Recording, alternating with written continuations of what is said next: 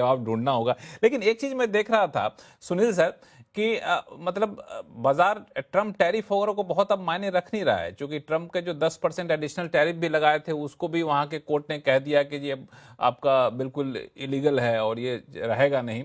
भले ही सिर्फ अभी वहां के 3 पार्टी तक के लिए लिमिट है, लेकिन धीरे धीरे पूरे हर दुनिया के हर देशों पर लागू होगा।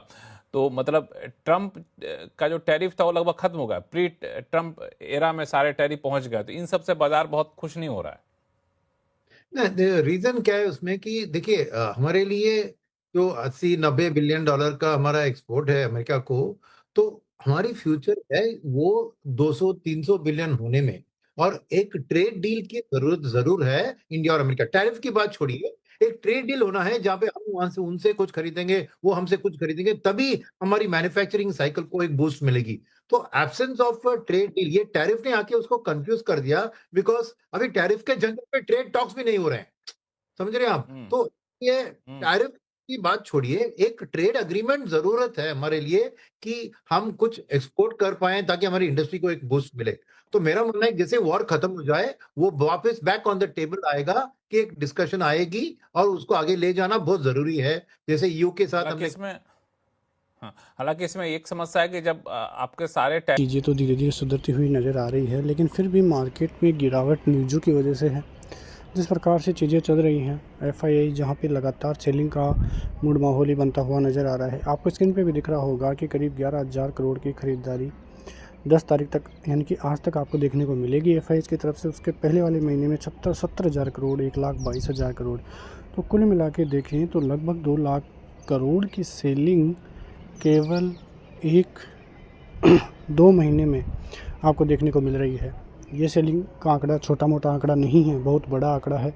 और ये सेलिंग ऐसे ही चलती रही एफआईआई की तरफ से तो दिक्कतें और इंडियन मार्केट की तरफ से बढ़ती हुई नज़र आएगी। लेकिन धीरे धीरे सेंटिमेंट पॉजिटिव होता हुआ नज़र आ रहा है। डीआईआईज़ पूरी तरह से मार्केट को संभाले हुए हैं, लेकिन आने वाले दिनों में यदि कुछ भी थोड़ा बहुत भी गड़बड़ होता है तो दिक्कतें फिर बढ़ती हुई मार्केट में ही नज़र आएगी। अब ये देखना होगा कि आने वाले दिनों में बाज़ार किस प्रकार से चेज़ करता हुआ नज़र आता है कि बाज़ार 24,600 25,000 के लेवल की तरफ जाता हुआ नज़र आता है या फिर से 22,000 की तरफ ही बाज़ार आता हुआ नज़र आएगा। क्योंकि न्यूज़ों के हिसाब पर ही बातें बाज़ारों में अभी तक चीज़ें चलती हुई नज़र आ रही है और आने वाले दिनों में भी यदि चीज़ें नहीं सुधरेगी तो फिर हालात और भी ज़्यादा गंभीर होते हुए मार्केट की तरफ से नज़र आएंगे। लेकिन लेवल्स की चर्चा करें तो यहाँ पे फ़िलहाल बाज़ार 24,100-200 के लगभग आपको देखने को मिलेगा। करीब 150 पॉइंट की गिरावट देखने को मिली है कल। और अब बाज़ार के लिए 24,250-300 के लेवल फिर से निकालना ज़रूरी है। ये लेवल निकलेंगे तो आपको 480-500 तक के लेवल्स फिर से दिखाई देंगे और आने वाले दिनों में 24,600 का लेवल एक इम्पोर्टेंट रेजिस्टेंस जोन का काम करेगा। सपोर्ट की बात करें तो 24,100, 23,850 ये अहम सपोर्ट जोन है। जब तक ये इनिशिएट है बाज़ार में दिक्कत नहीं है, लेकिन ये टूटते ही बाज़ार फिर से 22,000 के लेवलों की तरफ जाता हुआ नज़र आएगा। बात करें बैंक निफ्टी की तरफ से तो फिलहाल तो 55,000 का लेवल बचाए हुए बाज़ार है, लेकिन 55,000 के नीचे बाज़ार टूटा तो 54,800 और 500 तक के लेवल्स आपको जल्द ही दिखाई दे सकते हैं। तो देखना होगा कि किस प्रकार से बाज़ार का मूड माहौल रहता है। फ़िलहाल तो इंडियन मार्केट की तरफ से ज़्यादा गंभीर चीज़ें देखने को नहीं मिल रही है। न्यूज़ों के दम पर ही बाज़ार इधर उधर हो रहा है, लेकिन कोई बड़ी न्यूज़ आती है नेगेटिव न्यूज़ तो जाके इंडियन मार्केट की तरफ से नेगेटिविटी का काम कर सकती है। मिलते हैं नेक्स्ट वीडियो में, तब तक के लिए जय हिंद।